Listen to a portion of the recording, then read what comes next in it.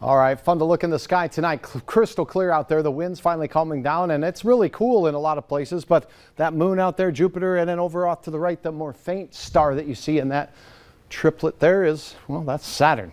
Hard to make out the rings on there, but you can look hard at it if you want to. Here's a look at your current conditions at Hector International. 45 degrees, cooling very rapidly. We talked earlier about these dew points that were at times in the 20s and now are in the 30s, but our air temperature can get as cold as a dew point. The air temperature doesn't get colder than a dew point, so this is a great forecasting tool for us meteorologists when it comes to seeing how low we can go overnight. We're not going to get into the 30s here simply because we do have some wind, and that wind will increase. That's the good news. But look at this. Some of you will briefly dip into the 30s, particularly in central Minnesota, where we're already in those low 40s for Paul Bunyan and Babe the Blue Ox. Thief River 51 and Valley City right now 50 degrees. How about Grand Forks 44 degrees? All right, now look at the high passing clouds and a lot of quietness over the valley as we look off to the east. A cold front that brought the cool air to us now making its way all the way into the Chicago area. Now out to the west, hard to miss this system. A lot of clouds associated with it and unsettled weather in the Cascades of the Pacific Northwest. That impacts our weather, but not until late Sunday and into Monday.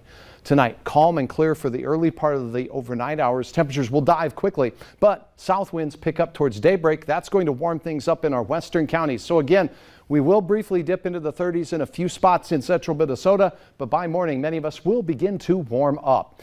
The midday hours will bring an increase in wind from the south, which warms us, but it will be gusty. So hold on to the poodle on the leash a little extra tightly, because now those winds could gust over 40 miles per hour at times, driving temperatures well into the 70s. 80s reserved for the central part of North Dakota, and maybe a 80 or 2 out in our western and far southern counties. Temperatures near 70 though in Lakes Country. Fargo starting out near 50, ramping up quickly along with wind speeds. Gusts to 40 will be likely across the valley as we go through the afternoon. We stay in the 70s even into the nighttime tomorrow night.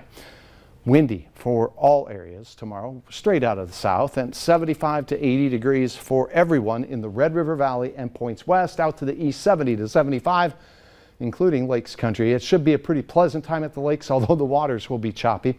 And our weather just stays loony. Thanks, Sherry, for uploading these swimmers. Here's a look at your planning forecast. 86 looks sunny, hot, late.